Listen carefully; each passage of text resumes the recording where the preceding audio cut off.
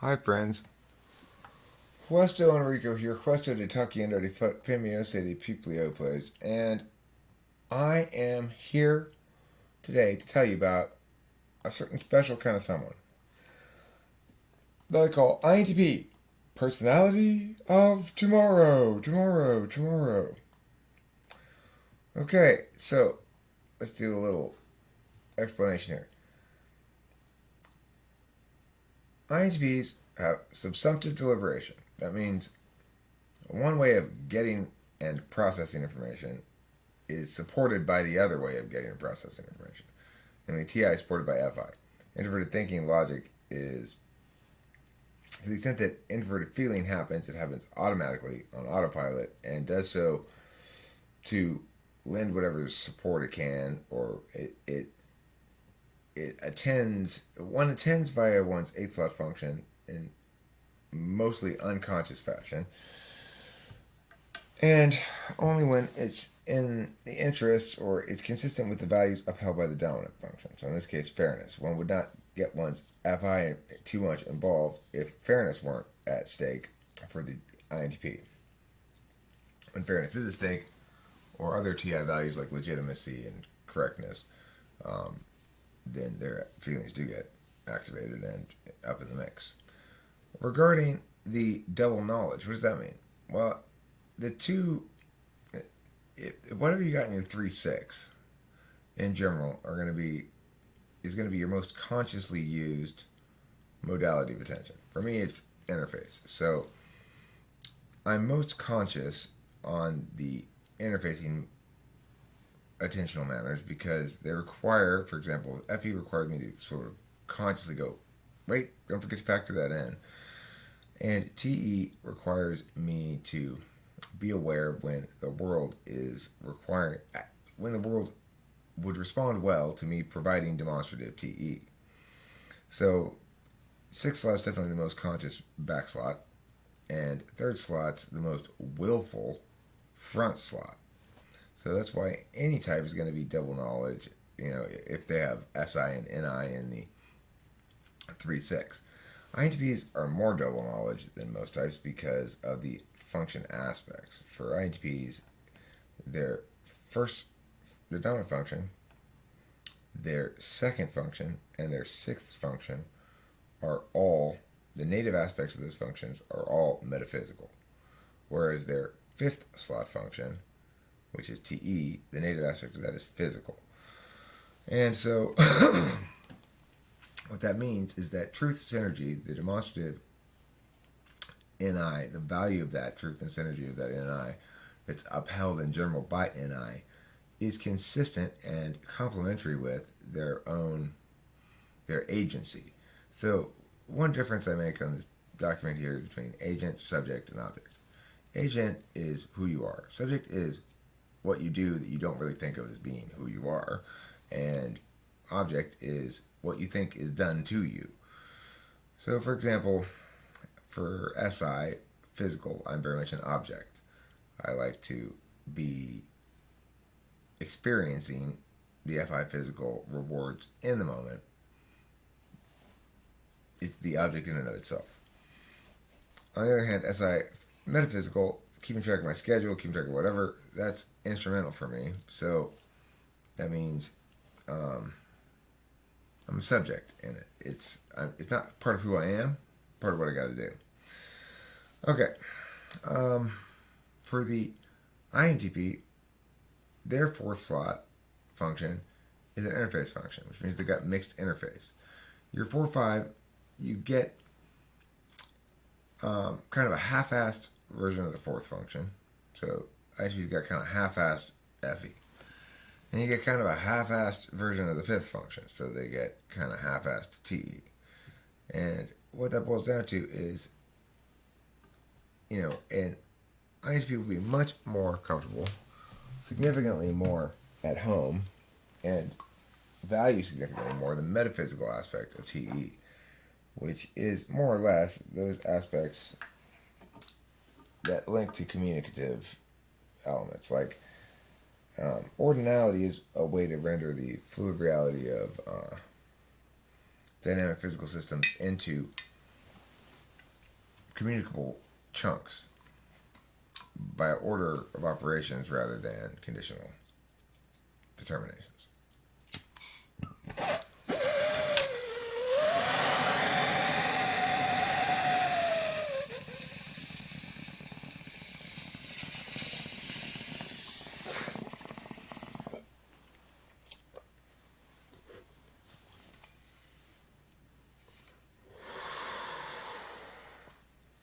It's important also to remember that we're talking about interface functions. An interface function, like TE, naturally what it does is it takes dynamic agency and applies it to static resources to attain solvency, which is, say, either attain a goal or solve a problem or whatever else. To take those resources that are currently not being utilized in some way and render them purposeful towards an outcome. In contrast, the FE interfacer takes what's fundamentally a dynamic system, human beings, and renders them into something static that one can make conclusions about, know things about, that has permanence and identity beyond that which is actually ever present in reality. Namely, it's got a clear tag on it that lets it be placed metaphysically.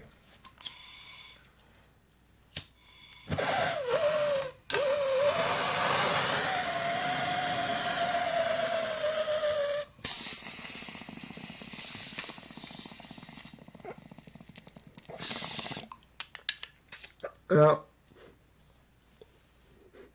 another kind of absolute value. I'm sorry. Let me go on to the next one. Absolute values. So we've got these. We see that every type is going to be subsumptive meow, double meow, single meow, mixed meow. For me, it's subsumptive action, namely my ideational action subsumes my physical action. What that means is it's never the case that the physical action impacts except underneath the frame of the metaphysical action. I'm double interface, but the thing is, unlike the INTP, whose conscious third slot, which is a knowledge function, the my third slot is the native aspect of FE is the same as my dominant.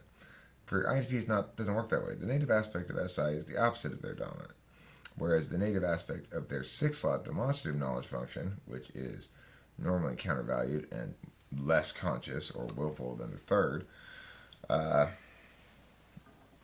is much more comfortable in fitting with their ontology in general. So INTPs tend to both kind of fetishize SI a little bit, rather than really achieve on it per se. Maybe the nature of SI, but also tend to value NI in their own lives a little bit more, at least in theory, than, say, an ENTP will value TE. I don't value TE, and you see it all the time. I reject TE values. And INTP is very unlikely to reject NI values when stated as NI values. They're just likely to err on the side of dismantling claims of singularity ahead of affirming them. Now, if you're a real INTP, you're probably still with me. If you are still with me and are completely lost, you're probably not an INTP. Most purported INTPs watching this video are probably not INTPs. They might be ISTPs, in which case they'll understand just fine. ISTPs are very bright as well. About this kind of stuff, right? When I say bright, what I mean is TI smart. Namely, understand a bunch of complicated definitional relationships between words for the purpose of providing some sort of lexicographical tool say, a set of words and rules for using those words and definitions for those words that allows one to better do abstract work on something as broad as the human experience.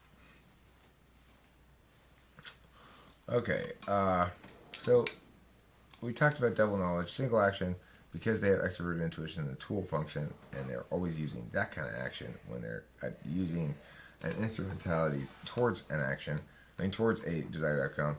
That means they can't functionally use the other kind of action, which means they are SE polar. Why can't they execute, pull the trigger, follow through?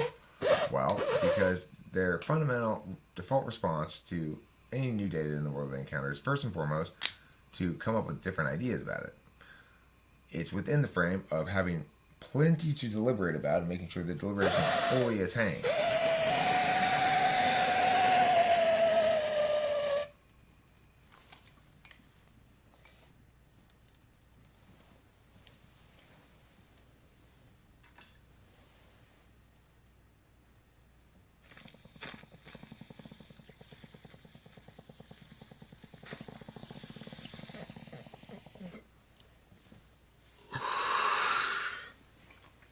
So, in other words, if something fails to uphold their fundamental value of fairness, legitimacy, then they'll get a double deliberation in there. And they'll start to not only be insistent that they're correct about that, but have their feelings in the mix. I'm insistent not just rhetorically, but I actually have quite a bit of interest invested in this, despite the fact that I have no actual interest in this. Not like it's going to cost me any money, but I believe. So, that's where the subsumptive deliberation comes in. They're going to need to validate on their deliberation approach foremost, and that deliberation approach is, of course, TI. If you won't allow their implicit value to set the frame, then they'll get upset about it or fussy about it, defend their correctness, and potentially even use their highly competent extroverted intuition to school you. One second.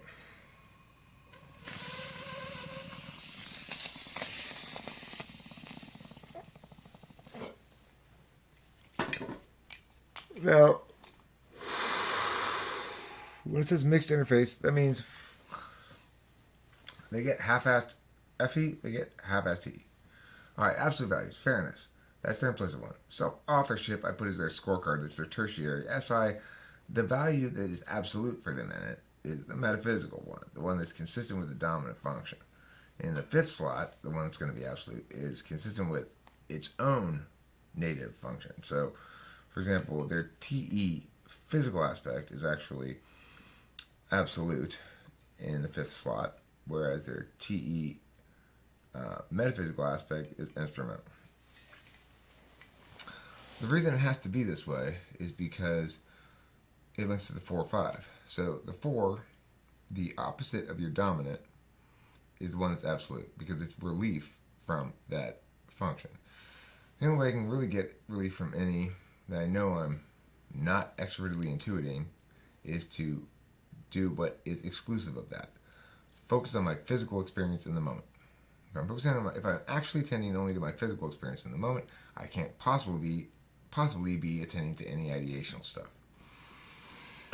So for INTP, their relief is going to be FE in the physical. That is to say, basically somebody patting them on the head and saying, good boy, good job, or whatever. They're going to really like that experience of affirmation, reassurance, praise, affection, considerateness, FE shit. That's going to be relief from their TI. When they're really focused on,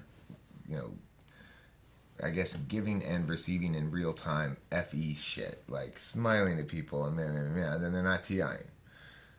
What that means is that since the native function of FE is the same as the dominant, that means they're going absolute with FE's non-native function, which means that its native function is instrumental. the metaphysical aspect of FE is instrumental, the physical is absolute, which means that the physical aspect of TE, the actual aspect of it, needs to be absolute, and the metaphysical aspect of TE instrumental, because it has to support it has to be complementary to the way that the fourth one lines up. I'm getting bogged down in this note. I'll have to explain that later, or go over it, or whatever. Remember it. Instrumental values. Oh, I'm not done with this first one. So absolute values, self-authorship I put as the third SI. They want to have a bunch of constructed memories from experiences that define who they are, and that's going to be the absolute value because it's going to link to the dominant. Now, in the third one, solvency, that's actually the fifth slot function. It's a particularist absolute value, which is to say they only care about, as an absolute value, how to solve actual problems in front of them. They don't care about the communicability of solvency heuristics, like, hacks and tips or whatever. Fourth, affirmation, experiential. So that's the fourth slot. The affirmation is experiential absolute value, which is to say it's valued by experiencing it, and that's it. And the fifth, execution, is a primitive absolute value. That's the it says 1, 2, 3, 4, 5. Let's change this from 1, 2, 3, 4, 5 to A, B, C, D, whatever, because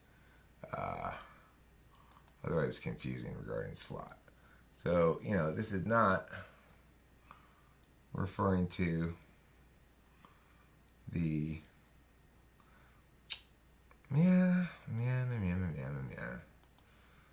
what is this? Okay, this now we're meowing with meow. There, that's better. Okay, fine. So what that means is SE is an absolute value, but it's very primitive. It's not something that's going to successfully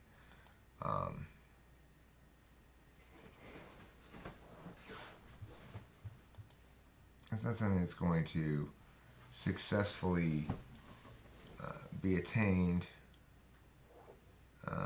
in ways that are satisfying over long term or fill some hole in your life. It's going to be satisfying momentarily, and that's basically it. Instrumental values, ideation, and novelty is instrumental. What does that mean?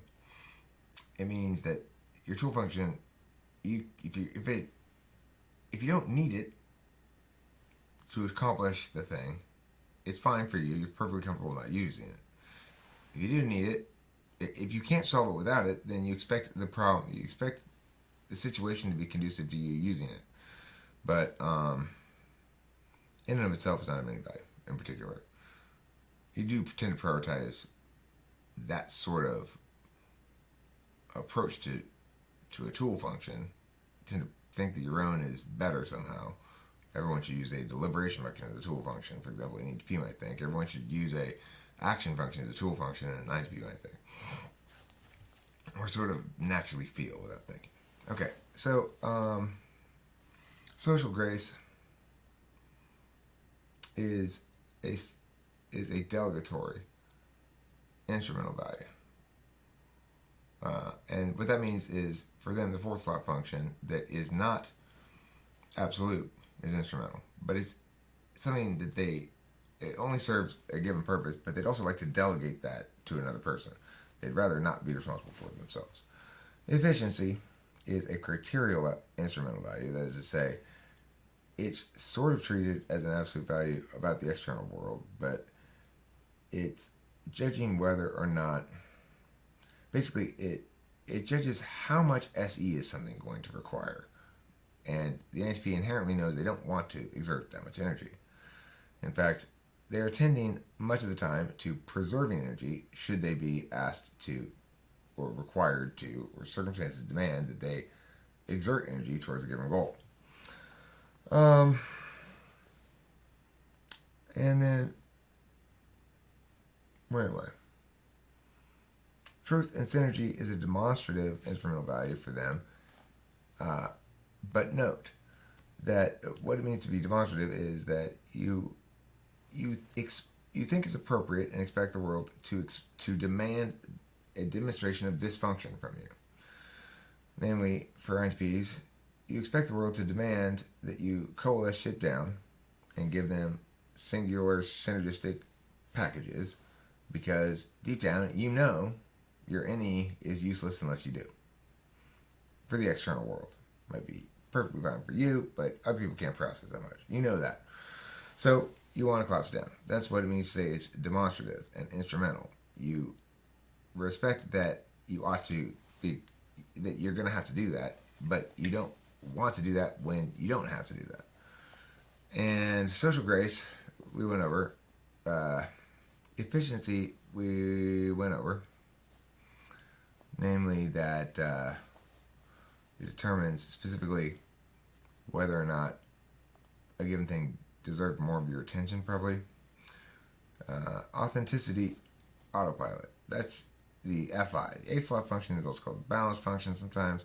For INTPs, what that means is that FI swelling up of feelings in support of the fundamental values of TI, fairness, correctness, legitimacy, whatever, happens automatically. It's not something that the INTP has to think about. And in fact, they're best left to their own devices with their FI, as is everyone with their 8th slot function. They won't respond well to critiques about their FI. They will feel insecure and are subject to critiques about their FI because it's not their place of least resistance. It's kind of their place of not getting how to defend naturally, because you sort of naturally feel like your 8th slot function is going along fine.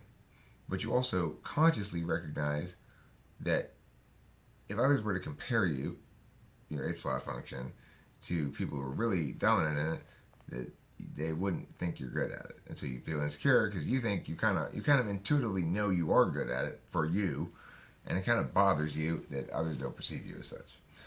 Okay, last thing I want to say before I end this video and go in and take a shiz hour with Riz H.L. is the following. Intertype compatibility. So I've done my own calculation on intertype compatibility that's based on function aspects and absolute and instrumental values. And the reason things splay like this is because everybody has to, in order to manage these 4 fundamental ecosystems of ontology, namely the internal metaphysical, the external metaphysical, the internal physical, and the external physical, that is to say, the self-mind, other people's minds, the self-body, other bodies in the world. People are not, right? So, in order to actually sort of grammatically represent the attentional channels as they play out in the construction of a personality type, and how that plays out in the manifestation of identity. What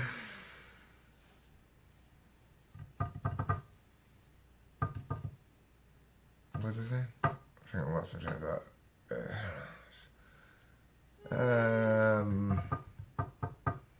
Well,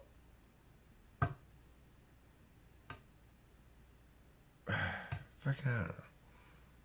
Something. Okay, intertype compatibility. ISFJ plus 6. ESFJ, oh, right. I know what I'm saying. The way that the aspects and absolutes, in order to express that grammar, you need 3 things, not subject-object.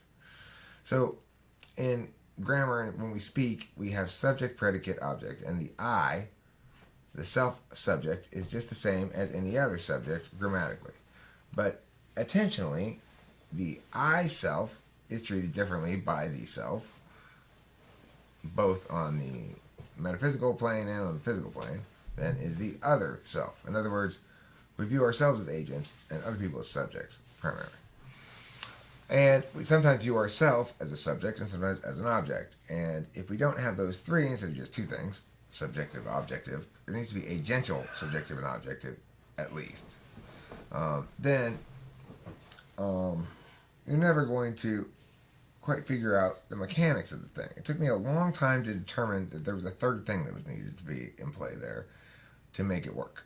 that you'd have to factor in this angle of perspective, basically, whether you perceive yourself or attend as though you were going to be an object on a given frame of reference, a subject within a given frame of reference, or an agent within a given frame of reference. So anyway, when I went down and did this calculation here, like so, right, these are some tables and stuff you can look at when I put this link there if you want to look at it. Might be some mistakes. Probably are a couple of mistakes someplace. I try to get it right, but you know how shit goes. These are what I did here. I first tried an adjusted score approach, but I didn't like the way that was turning out, so I just went back to the unadjusted scores, and you can see the results right here. What this shows you on this table, just to explain it a little bit, is it's like, so for an ISFJ, this is a comparison between ISFJ and INTP to see if their compatibility. An ISFJ views themselves as an agent in both aspects of the dominant function, as does everybody. So these are the same for everybody, except sometimes the subject-object is in a different order, depending, and that's an arbitrary, what's the word? I forget the word, like an arbitrary standard, I guess I'm upholding, because I want it to be respectively. Stupid Eric wasting time on that nonsense. They don't need to explain that. Anyway, as you see here on this thing up at the top, it explains the situation regarding the relationships. So, for you and your partner, whatever other person you're intertype relating with, you're going to be, for each of your functions, you're going to have a relationship with each of those aspects. So, in the first slot, your relationship with each of those aspects is agent-agent. You're an agent in the the native aspect of the function and in the non-native aspect.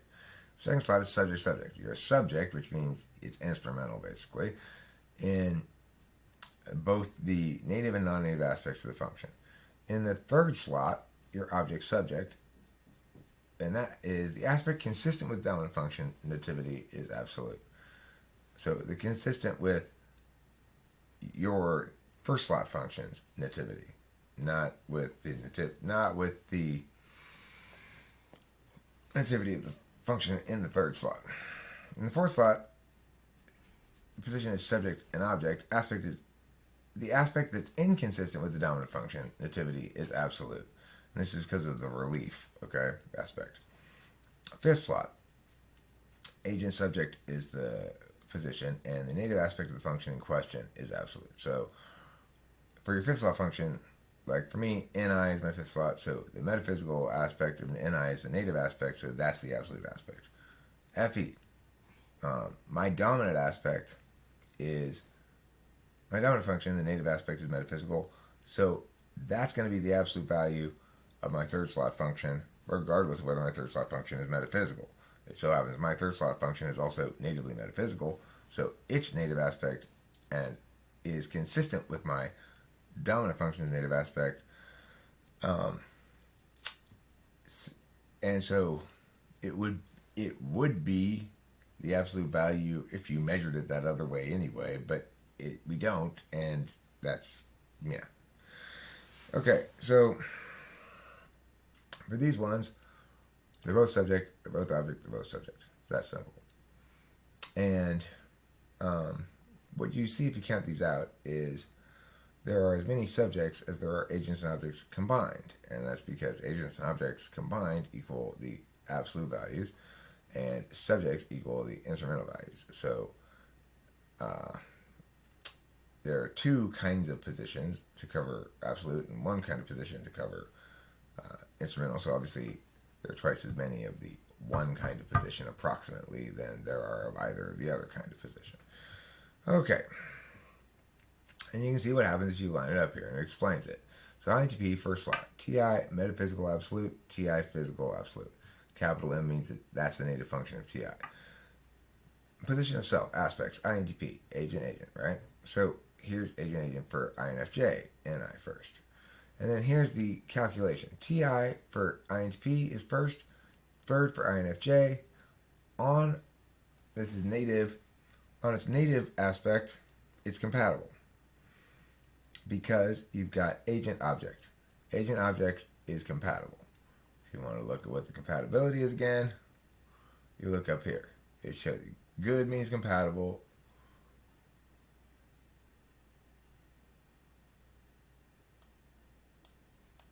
I think no, this is supposed to be bad good, I believe.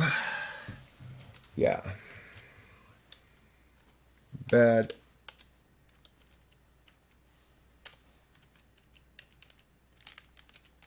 Good. I was experimenting with switching it, but it should be like this. There's 3 bads, 3 goods. Okay.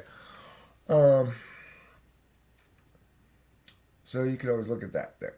So since this one is on the off function, let's just say TIP, physical TI is the non-native aspect of TI is physical, is the is an instrumental value for the INFJ. It's subject, and it's an absolute value for the INTP agent. Agent subject is incompatible, bad. So it gets minus. This is okay. This is the adjusted score. I did it. The unadjusted should be this. So really, what this should be is like +2, because you get 2 for the native aspect, 1 for the non-native, either plus or minus, either way. Okay, so this is -3 because it's both aspect incompatible. This is -3 because it's both aspects incompatible.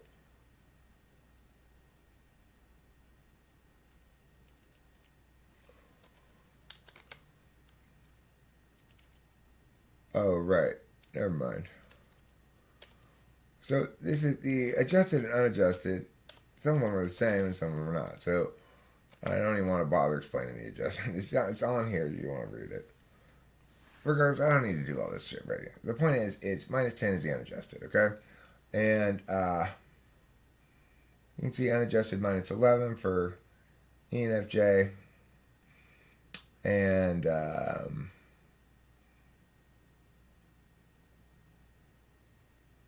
yeah, okay. So you can look at those if you want it. And you can see how it works. Since, for example, with the ESFJ, purportedly the dual of INTP, and purportedly the best type to be with them, according to sociomics. Well, you look here, FI first and fourth. In the native aspect, it's incompatible because only the physical aspect of FE is absolute for the INTP. The metaphysical aspect of FE is instrumental, which makes subject agent. And you can see that here. Subject first for metaphysical, which is the dominant. Here, agent. Here, object, agent, fine. Object, agent, fine. That's good. Subject, agent, bad. So that's how you do this thing. If this were, this looks to be not, and it didn't put any unadjusted. You just pick the 5s and put them to 3s, basically, is what you got to do.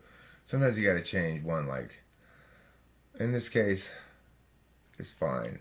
This case is fine. If it says this one needs to be changed. So it should be -2. Oops, for the unadjusted.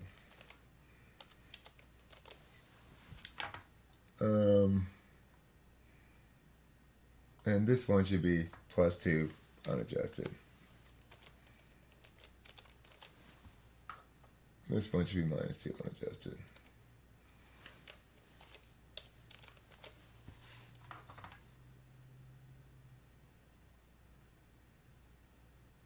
Okay. That appears to be correct the rest of the way. So we're looking at even, -2, -3, -2, +1, +1 unadjusted. Okay.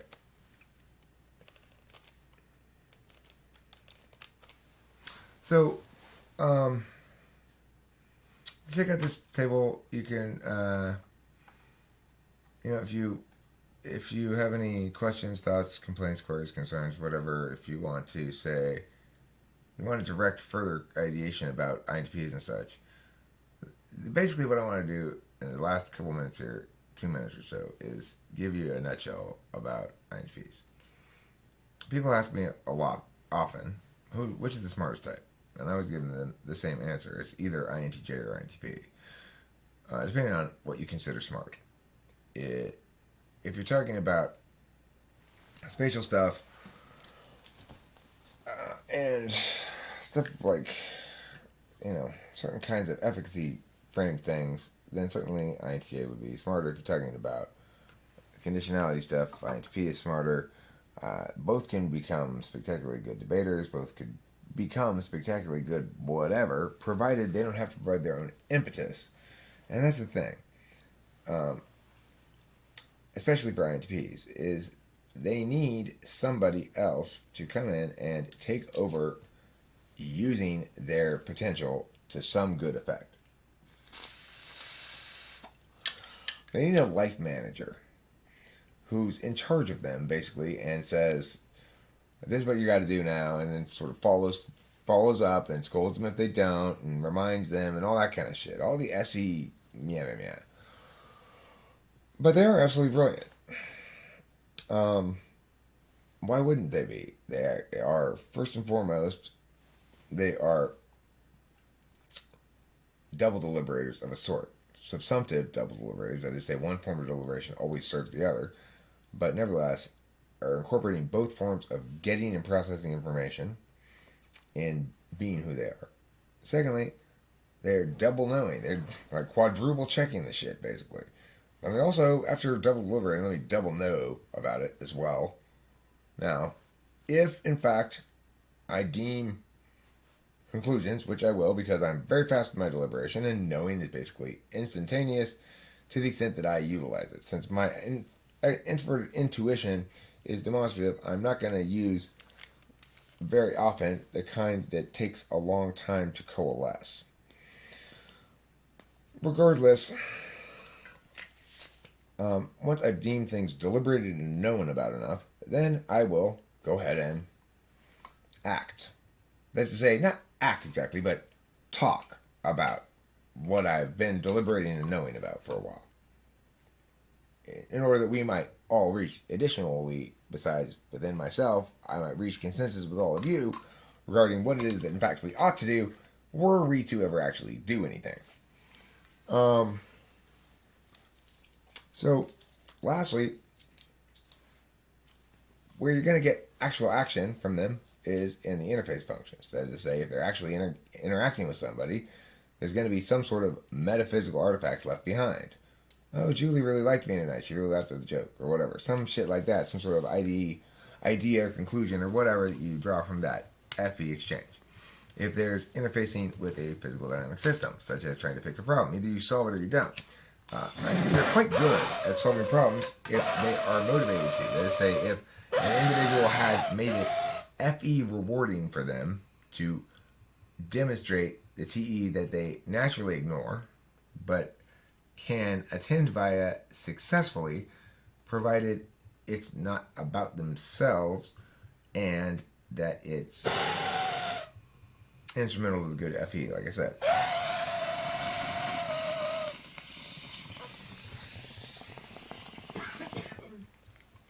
So this is a type that is made to be smart. If by smart you mean maximizing understanding and knowledge before actually converting that understanding and knowledge into a course of action that one executes. Execution is naturally valued, but so primitive, it doesn't really drive them at all. They experience it, they don't know what to do with it, they can't exploit it. It's primitive.